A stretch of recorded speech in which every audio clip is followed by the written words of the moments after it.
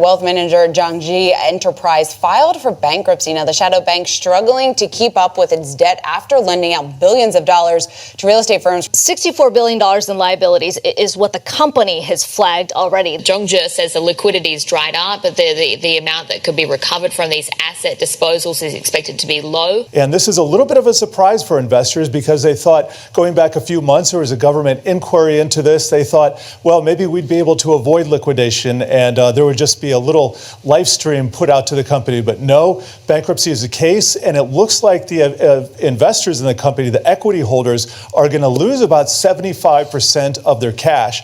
And so a lot of question marks really over the health and the continuity of this sort of sector as well. This has echoes of Evergrande. Remember that? That was a property empire that collapsed a few years ago in 2021. But guess what? It never filed bankruptcy. It's still restructuring and limping along and trying to avoid that eventual liquidation. But another company, Zhongzhi, as you were saying, has bought some of its assets along with a lot of risky assets from another bunch of trusts and real estate ventures. And those are souring right now. So its very risky attitude is being rewarded with bankruptcy. Beijing police launched an investigation into Zhongzhi Enterprise Group, a Chinese shadow bank. Criminal mandatory measures are being taken.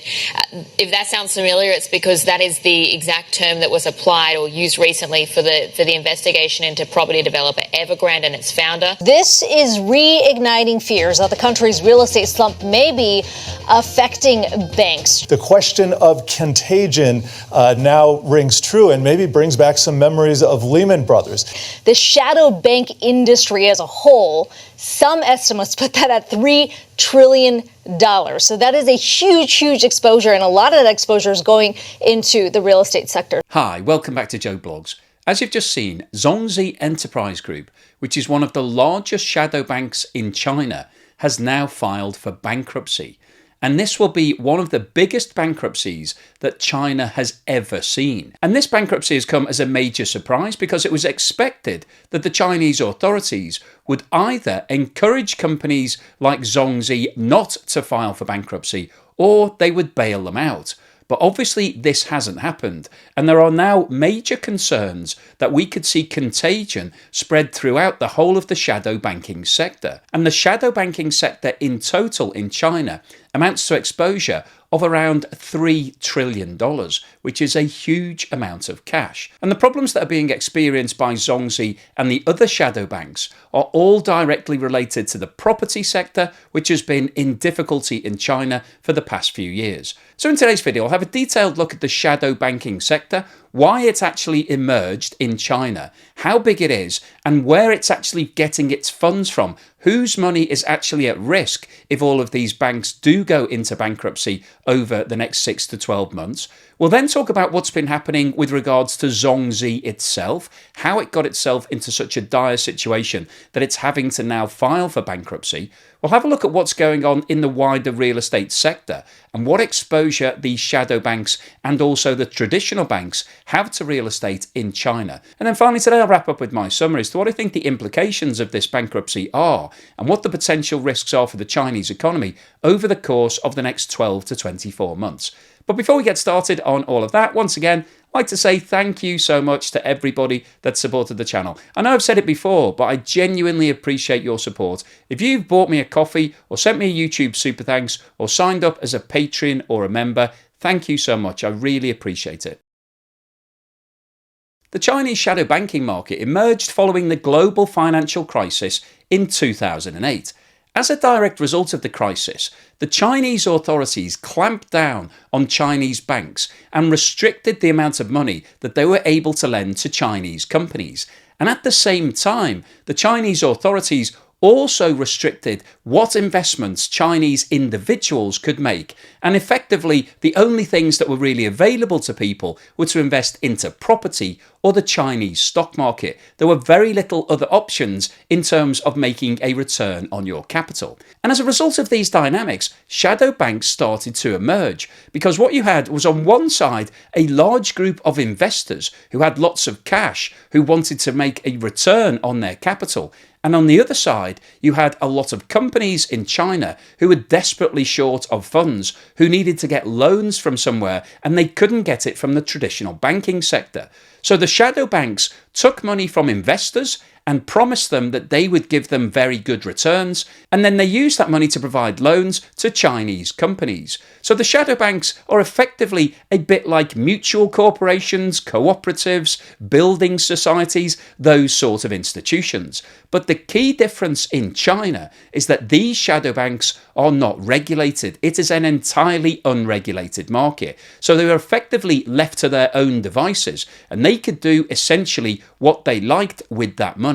And obviously that represents a huge risk from the investor's point of view, because investors were handing over their life savings in exchange for a potential return of somewhere between 5 and 10% per year. But on the other side of the equation, there was huge demand from Chinese property developers, because as the net started to tighten in terms of all of the regulations that were being imposed against those developers, a lot of them turned to the shadow banking market because firstly, they were able to get the cash. Secondly, it was cheaper than getting it from the regular banking market. And thirdly, there were a lot less terms and conditions attaching to those loans. So whilst this arrangement represented a fantastic opportunity for Chinese companies to be able to get their hands on loans, it increased the risk profile for investors, because being unregulated meant that those companies were left to their own devices in terms of deciding the asset mix and how much leverage they wanted to take on in terms of the companies that they were lending to.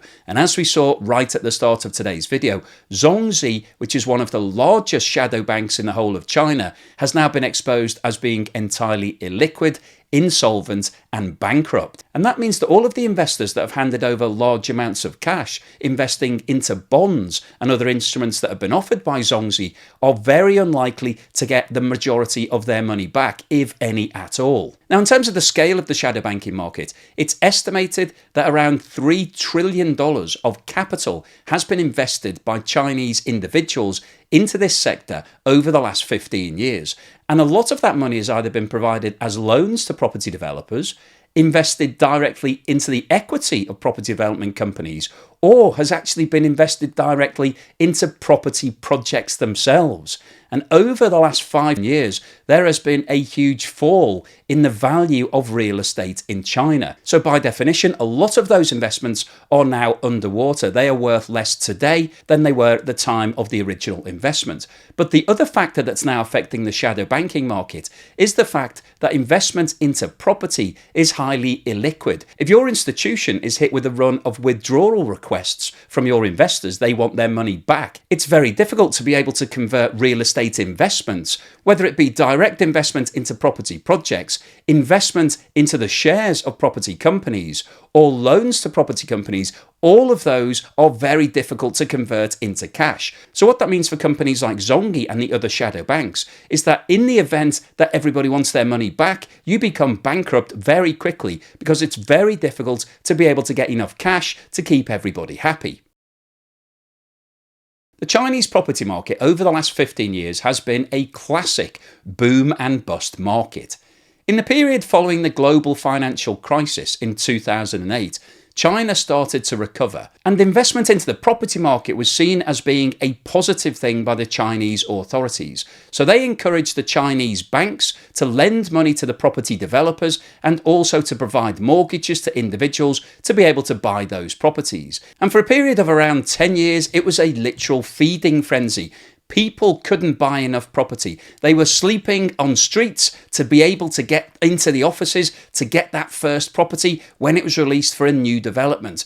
People were buying multiple properties. And one of the really strange things about the Chinese market is that in some situations, buyers were paying 100% of the purchase price up front before the building had even been constructed. And mortgage providers in China were happy to advance those funds.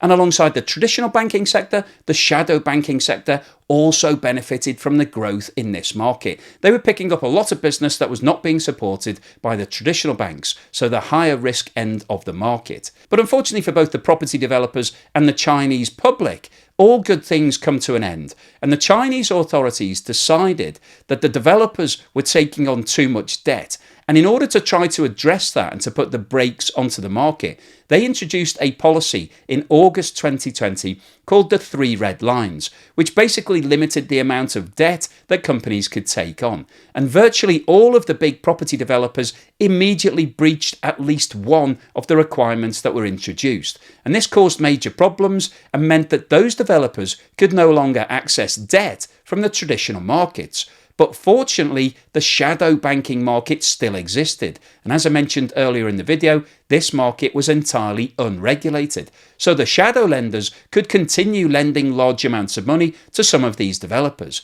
So money continued to go into the property market despite the fact that mortgages became more difficult, and also the property developers had been pre-selling a lot of their apartments, and because they didn't have access to the cash, they weren't able to actually complete the build on all of those developments. And that led to a situation where a lot of individuals in China had a mortgage that had been drawn down to pay for a property that hadn't even started its construction. So this was a complete mess. But unfortunately, because the shadow banking sector was unregulated, there were no brakes applied to the lending, and shadow lenders got themselves deeper and deeper into trouble. And the current situation for the Chinese property market is dire. We've still got these property developers that are trying to complete builds that they've been paid for in advance. They don't have the cash to be able to do that. They don't have access to enough debt to be able to complete those builds. And many of the major property developers, including Evergrande, are still staring down the barrel of bankruptcy.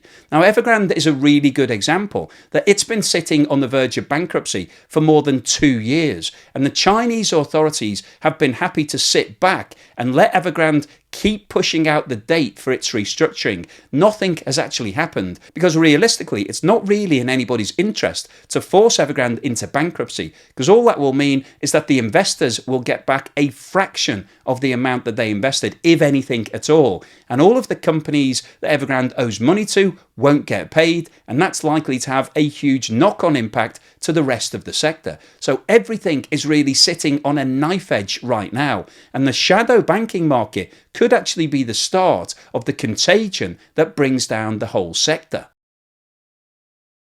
The market became aware of problems at Zhongzhi in August when one of the trust funds within the group announced that it didn't have enough cash to be able to make a regular distribution to investors.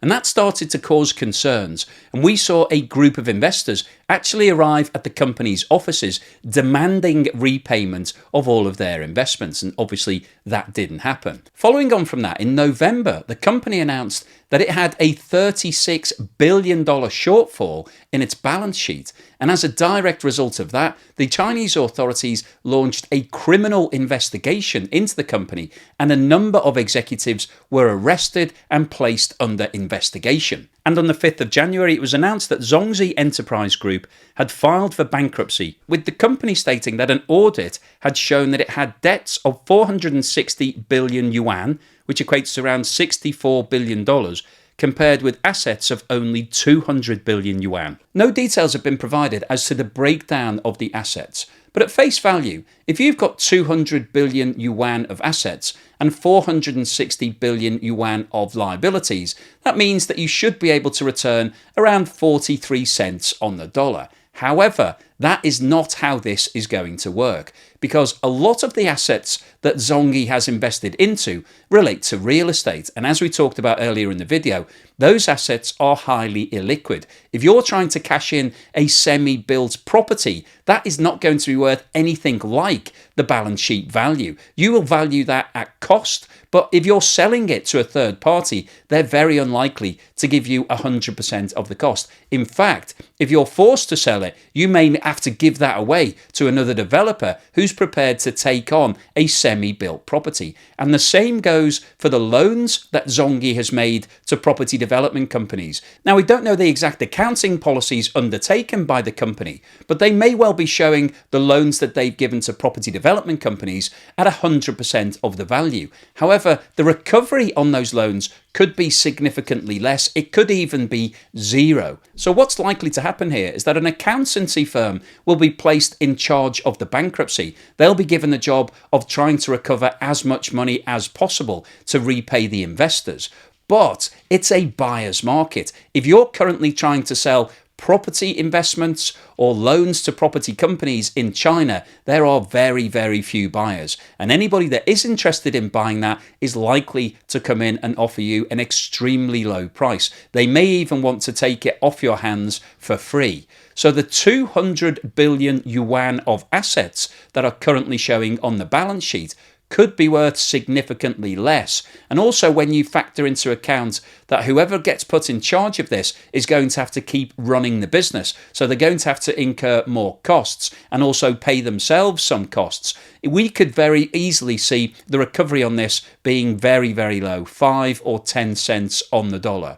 So that means that all the investors into this shadow bank are likely to get back virtually nothing. So who are those investors and what are the implications of that? Well, the majority of people who've been investing into the shadow banking market are private individuals. So one of the positive implications from China's perspective is that this isn't going to cause contagion through the whole financial sector. We haven't got lots of other banks and insurance companies and other financial companies who've lent lots of money into the shadow banking sector. But what we do have is a situation where individuals are likely to lose a big chunk of their personal investment, potentially even their life savings. And what the implications of that are is that those individuals are likely to become more cautious in terms of investing into other enterprises or spending money. So this could actually lead to a contraction in consumer demand in China. And the other knock-on implication is the companies who've been borrowing money from these shadow banks will no longer be able to get access, because it's likely that we will see a huge contraction in the shadow banking sector. Firstly, a lot of these companies may be under financial pressure. They could also go bankrupt, and so they won't be able to raise any more money. But secondly, as news starts to spread that people have lost money in Zhongzhi, other investors will want their money back, and it's likely that we could see runs on other shadow banks. And so we could see a domino effect here. We could see Zhongzhi being the first of many shadow banks that become insolvent and are declared bankrupt. And if that happens, we could easily get a liquidity crisis for all of the Chinese companies that have been relying on this sector over the last 15 years. And let's not forget, we're talking about $3 trillion worth of cash that's been put into the Chinese economy through this sector. So what's the summary and conclusion today? Well, I wanted to post this video because I think the news that Zhongzhi has declared bankruptcy is really important for a couple of reasons. Firstly, the shadow banking sector, which it forms part of, has been actually providing finance into the Chinese economy and funding a lot of businesses over the last 15 years. It's secretly been allowing cash to go through the economy and keep those businesses alive. And the fact that Zhongzhi has now declared bankruptcy puts a major question mark over the future viability of this whole sector, because Zhongzhi is one of the biggest companies in the shadow banking sector. This will be one of the biggest bankruptcies that China has ever seen. And what I'm quite surprised about is that this hasn't really made any news in the mainstream press. There have been a few articles, but I'm not seeing it as headline anywhere on the TV or anywhere in any of the news feeds. And I'm quite surprised about that, because the potential for this to be the first of many failed shadow banking companies is absolutely huge here. Because the main reason why Zhongzhi has gone down is because of its exposure into the real estate market. Because it's provided loans, investments, and directly invested into certain projects, that means that a lot of its capital has been tied up on a long-term basis. It's a very illiquid market. But also, because the property sector has been struggling over the last 5 years or so, the valuation of all of those investments has fallen dramatically. And as a result of those factors, investors have started to become nervous. And in August, we saw the first signs that Zhongzhi was wobbling when it couldn't actually make a regular distribution. In November, the company announced that it had a huge black hole in its balance sheet. People were then arrested who were on the management team, and we've now seen the official bankruptcy being declared. And it's very likely that other shadow banking companies have a very similar balance sheet to what Zhongzhi has. Real estate accounts for around 25% of the total Chinese economy, and the property development companies which have been fueling a lot of the growth have struggled to find bank facilities over the last 5 years. So it's very likely that lots of shadow banks have been providing lots of lending to all of these companies. They may also have been investing directly into the developments themselves and also into the equity of those property companies. And all of those investments will now be underwater. There isn't a property investment company that's worth more today than it was 5 years ago. So that represents a huge risk for the whole of this sector. But on the flip side of things, the other risk is that all of the people who've given their money to all of these institutions, the $3 trillion worth of investment, they're now looking at losing a big chunk of that. It could be 50%, it could be more than 50%. And if you think about that in your own circumstances, if you were to lose 50% of your life savings, or even 100%, which could be the Armageddon scenario, obviously, that would make you very, very different as a consumer. You'd become a lot more cautious. You would probably reduce the amount that you spend on everyday items. You may not decide to buy a new car or go on holiday or move house or do any of the things that normally happen in the economy. And this is obviously coming at a time when the Chinese economy is already struggling.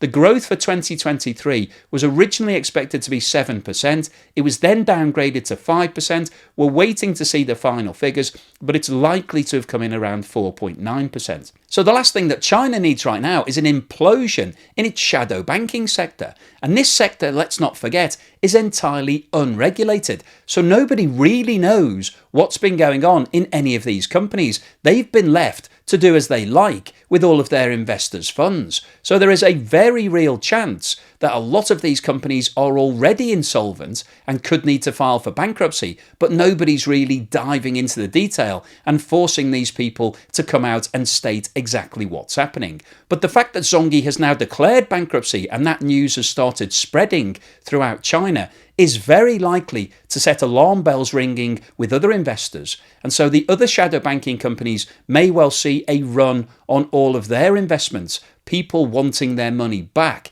And the problem that they have is going to be exactly the same as the problem that Zhongzhi had, that it's very difficult to be able to convert long-term investments in assets into short-term cash to give people their money back. And that means you'll become insolvent and potentially face bankruptcy. Now, you may be sitting there thinking, well, if this sector is so important, why have the Chinese authorities not done anything about it? Well, I think the answer to that is that the Chinese authorities have been fully occupied trying to support the traditional banking sector and the property market, because those two represent a huge chunk of the Chinese economy. And the unregulated shadow banking market has really been left to its own devices. And unfortunately, what we're starting to see now is that market starting to collapse. And if it does come down and takes $3 trillion worth of cash out of the economy, that will have a huge negative impact on the overall Chinese economy. So China needs it to recover. It needs consumers to regain their confidence in property and start buying again. But if we do see a collapse of the shadow banking sector, that is unlikely to happen.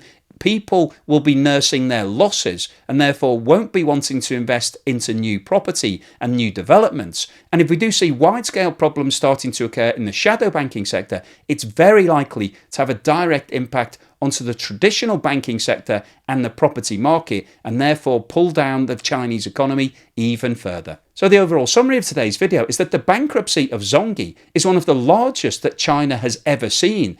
This has the potential to have huge knock-on implications to the whole of the shadow banking market, which has been providing a valuable source of finance to lots of companies in China and also providing returns to Chinese individuals. Both sides of that equation are likely to be knocked out as a result of this bankruptcy. People won't get their money back who've invested, and Chinese companies will be struggling to find debt to be able to finance their businesses. And both of those are likely to have a hugely negative impact on the Chinese economy. And potentially this could have a massive knock-on impact to the traditional banking sector and an even bigger impact on the overall performance for China in 2024. So hopefully you've enjoyed today's video, you found it useful, informative and thought-provoking. If you've liked what I've said, then please give me a thumbs up. Thank you for watching this video all the way through to the end, and here's something to put a smile on your face.